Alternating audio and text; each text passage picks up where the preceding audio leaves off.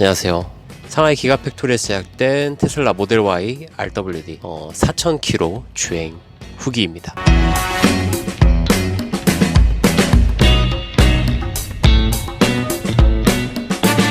여기서 이제 보면은 차를 이제 4,336km 정도 탔습니다.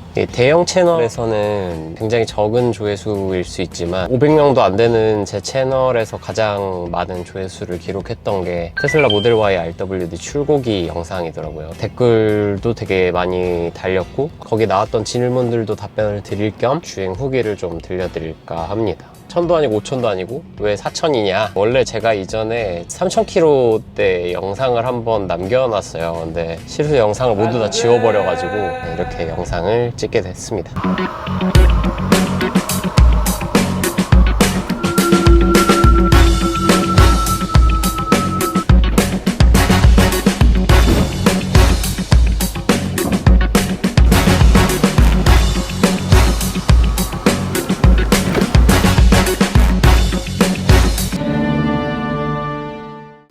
우선은 단점부터 말씀을 드릴게요. 첫 번째는 충전 인프라입니다. 주변에서 이제 가솔린, 디젤 차 타고 다니시는 분들이 전기차 충전소가 도대체 어디 있냐, 난 본 적이 없다, 이런 얘기를 하시더라고요. 대부분은 이제 시설 주차장에 많이 붙어 있거나 아파트 주차장에 많이 붙어 있어가지고 EV 인프라나 뭐 카카오네비, 티맵 이런 데서 전기차 충전소 검색하면 의외로 충전소는 엄청 많습니다. 국내에 있는 충전기들 같은 경우에는 뭐 회원가입도 해야 되고 카드도 발급 받아야 되고 뭐 앱 설치도 되어 있어야 되고 뭐 이런저런 조건들이 좀 많이 붙습니다. 게다가 고장난 충전기들도 너무 많아요. 두 번째 단점은 충전 시간이 좀 오래 걸립니다. 급속 충전기를 이용하게 되더라도 적어도 15분에서 30분은 잡으셔야 되고요. 배터리가 정말 많이 없는 상황이면은 사실 50분, 1시간 정도도 필요합니다. 기름 넣는 것도 5분에서 10분 정도는 소요될 것 같은데 그거보다는 또 3배, 4배가 들어가는 거기 때문에 이 시간은 정말 결코 짧은 시간이 아닙니다. 출퇴근 구간에 충전기가 있는지,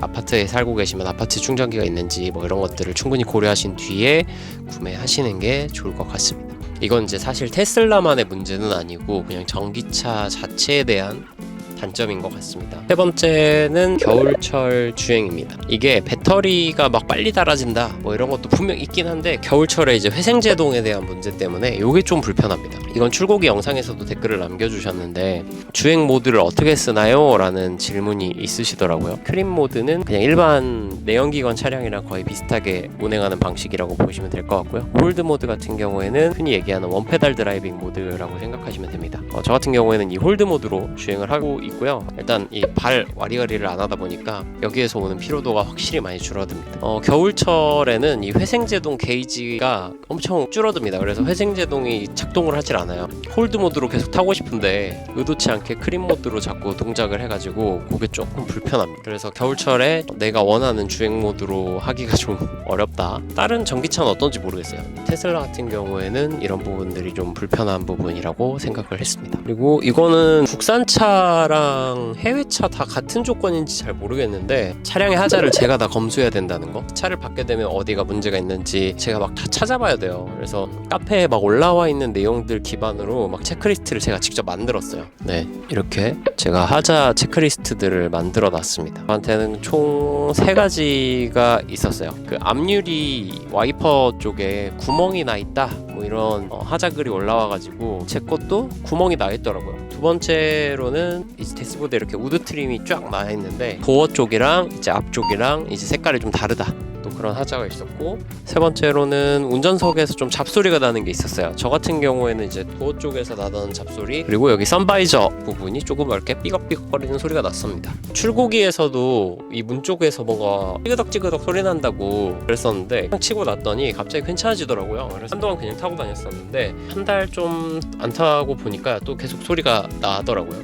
네, 입고를 했고요. 입고하고 나서 이 잡소리는 잡아주셨습니다. 그래서 한번 잡아주시고 나니까 그 뒤로는 지금 소리가 안 나더라고요. 그리고 앞에 있는 구멍 같은 경우에는 정상이라고 합니다. 네, 이유는 잘 모르겠지만 우드 트림은 제가 딱히 말씀은 안 드렸어요. 네, 이게 뭐 눈에 띄게 확 다르지도 않거니와 제가 봤을 때는 크게 문제될 부분은 또 아니라고 생각이 돼가지고 우드 트림 쪽은 그냥 말씀은 안 드렸습니다. 서비스 센터 자체는 굉장히 친절했고요. 그 미리 앱으로 하자 있는 부분 동영상이랑 뭐 이런 거 찍어서 접수를 하면 서비스 센터의 일정을 잡아주더라고요. 그때 한 2시간에서 3시간 정도 기다렸던 것 같아요. 근데 아무튼 이런 부분들을 제가 하나하나씩 다 찾아가지고 직접 서비스 센터에 입고를 시켜야 된다는 게 꽤 많이 불편하게 느껴졌거든요.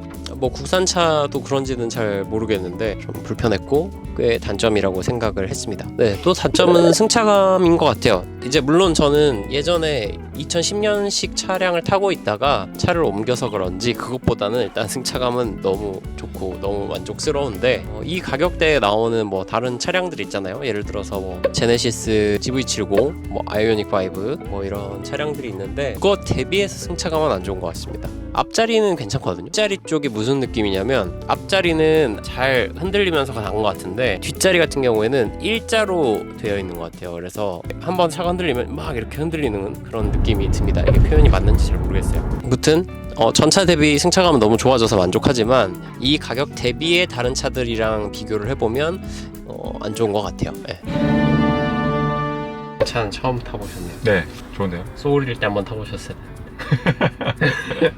승차감 생각보다 좋은데요? Y 승차감에 대한 악플을 너무 많이 보고 너무 많이 들어가지고 뒷좌석도 한번 타보면 좋을 것 같은데 어쨌든 앞좌석은 굉장히 좋네요. 일단 예전에 모델 3 뒷좌석 타본 거는 심각했어요. 은근 막 잡소리 같은 거 엄청 신경 쓰이더라고요. 그쵸?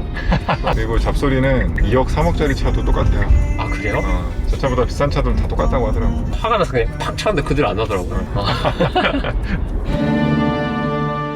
장점은 아까 단점에서 이어지는 것들이 좀 많습니다. 충전이 진짜 편합니다. 테슬라 차량에는 제가 이용하는 카드 정보를 그냥 삽입을 해놓고 테슬라 전용 충전기인 데스티네이션 차저나 슈퍼차저 이런 것들 사용하면은 그냥 꼽고 끝.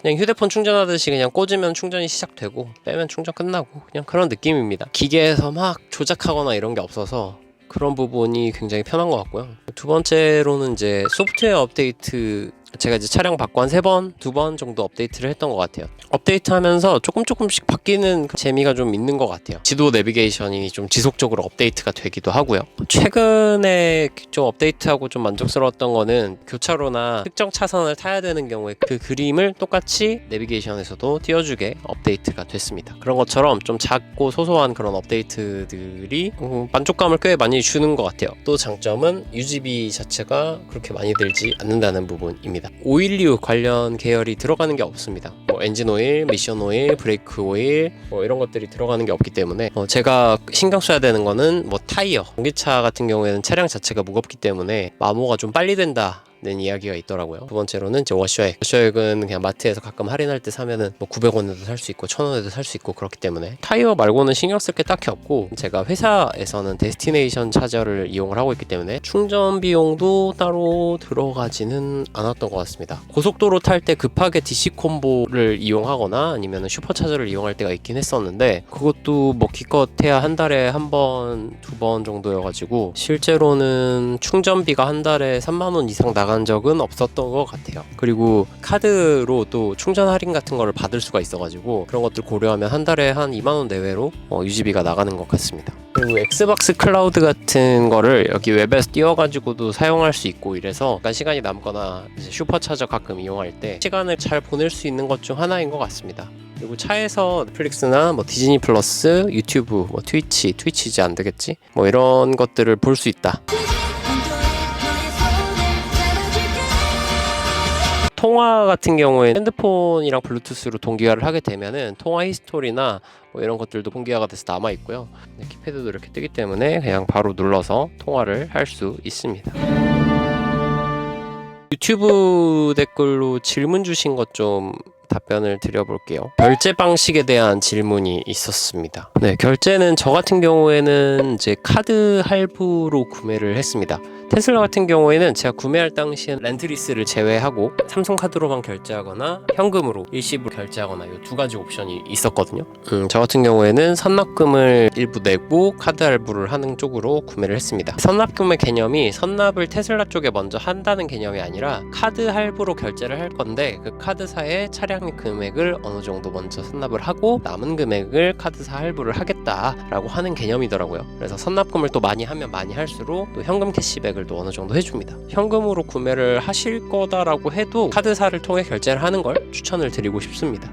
주행 모드 무엇으로 설정하셨나요? 엑셀 떼면 급정지 되는데 불편하지는 않았나요? 라는 댓글이 있었습니다. 주행 모드는 아까 제가 앞에 설명드린 것처럼 저 같은 경우에는 홀드 모드로 주행을 하고 있고요. 차량이 갑자기 확확 서는 거는 차 처음 받고 나서는 좀 불편했어요. 한 일주일 정도만 타면 금방 적응되고 오히려 엄청 편합니다. 썬팅이랑 이제 보호 필름 견적 어떻게 받았나요? 틴팅 가격을 제일 많이 물어보시네요. 지금 잘 기억은 안 나는데 한번 볼게요. 제가 이 차량 사면서 가계부를 따로 써놔가지고 네, 딱 70만원 정도 들었네요. 근데 이거는 업체에 차 받기 전에 여기저기 연락을 해보시고 견적이나 받을 수 있는 서비스나 이런 것들 좀 알아보시고 결정하시면 좋을 것 같아요. 저 같은 경우에도 갑자기 좀 차를 받게 돼가지고 급하게 알아보긴 했는데 동네에서 가까운 곳으로 5군데 정도를 찾아서 연락을 드렸고 거기에서 괜찮아 보이는 곳으로 결정을 했습니다. 그리고 테슬라 네이버 카페 들어가면은 거기에 되게 많아요. 후기 틴팅 업체만 검색해도 거기 후기가 쭉쭉 나와 있습니다.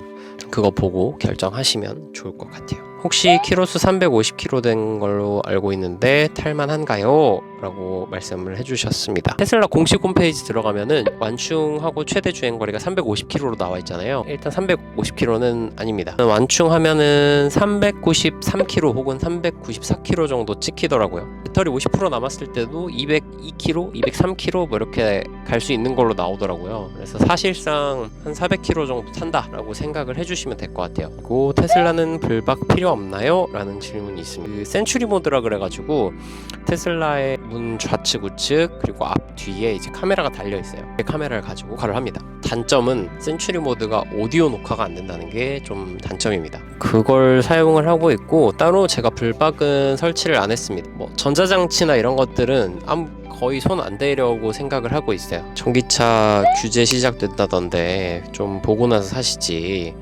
네. 저는 이거 출고 받는 과정에서도 규제에 대한 이야기나 뉴스는 계속 나왔습니다. 그래서 저도 그것 때문에 꽤 고민을 했는데 오래전부터 전기차에 관심이 많기도 했고 전기차라기보단 테슬라에 관심이 많았어요. 그런 것들도 같이 감안을 해서 구매를 한 차량이라고 생각해 주시면 될 것 같아요. 네, 3개월 동안은 아주 만족을 하고 잘 타고 다니고 있고요.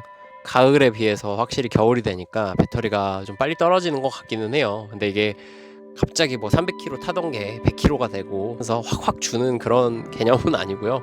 배터리가 평소보다 좀 빨리 떨어진다는 느낌은 확실히 듭니다. 테슬라 타시는 분들 저처럼 이제 첫 겨울 보내시는 분들 많으실 텐데 첫 겨울 잘 보내시고요.